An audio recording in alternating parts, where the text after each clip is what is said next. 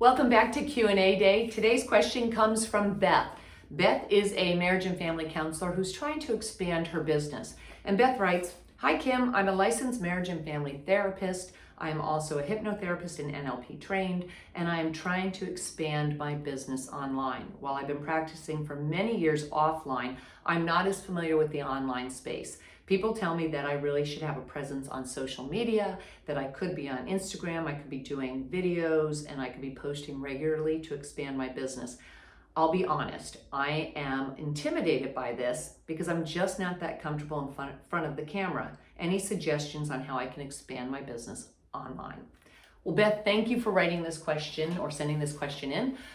It's a loaded question because there's a couple of different factors here that can really help you expand your business. First, Instagram, it could work for you and it might not be. And if you're intimidated by the camera, you don't want to be doing videos, then I would say stay away from that. You have to figure out first who your client is and where is your client hanging out. Are they on Instagram? Are they on Facebook? Are they in Facebook groups? Or are they on LinkedIn? So if you're going to expand on social media, yes, you should have a presence online by having a profile on social media platforms. But if your clients are primarily hanging out on LinkedIn, then you want to focus all your attention, your energy and such on LinkedIn. And that means you don't have to necessarily do videos. You could write content. You could even ask questions and post those questions on that social media platform. In fact, to find out where your clients are hanging out, you could go into different social media platforms and simply ask the question. And ask a question pertaining to whatever area that you're focusing on. Let's say it's the marriage and family therapy, because you said hypnotherapy and NLP. So to that regard, I would pick one of those areas. Is it going to be the marriage and family therapy that you really want to expand online and you're using the tools of hypnotherapy and NLP? Or do you want to specifically focus on hypnotherapy or NLP? So again, there's a couple of different layers here to expanding online. But let's say it's the marriage and family therapy. You could go online to Instagram, Facebook, LinkedIn, and you could post a survey. And just by the number of people that are answering that survey, you're going to get a general idea of where your audience is hanging out. Also, take a look at your audience avatar, the profile. Who are those people? Who are the people that you're working with primarily right now? What's the average age? What are the kind of questions that you're getting asked? Because that's going to help you narrow your focus as well. To have or to be able to expand a business online, yes, you have to have some kind of presence, social media presence.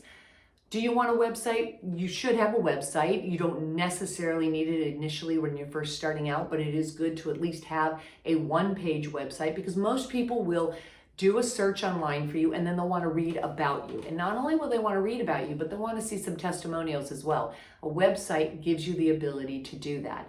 But as far as trying to expand and going into social media and trying to post on everything, you don't need to be on all platforms. If you're trying to do that, you're going to drive yourself crazy and it's the fastest ticket to burnout. So instead, really focus on what area of expertise you want to dial in on. And is that the marriage and family therapy, the hypnotherapy, or NLP?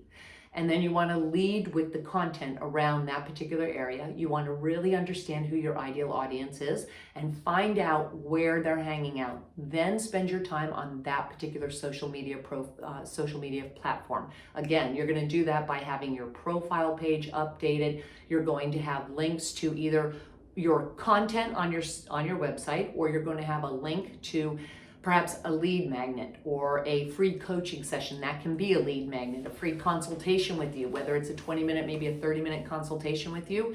You could have a link to your calendar. That would be something that we would call a lead magnet, something of value you're giving in exchange to get somebody's email. So you're going to want that in your social media profile. Very important to have it in there.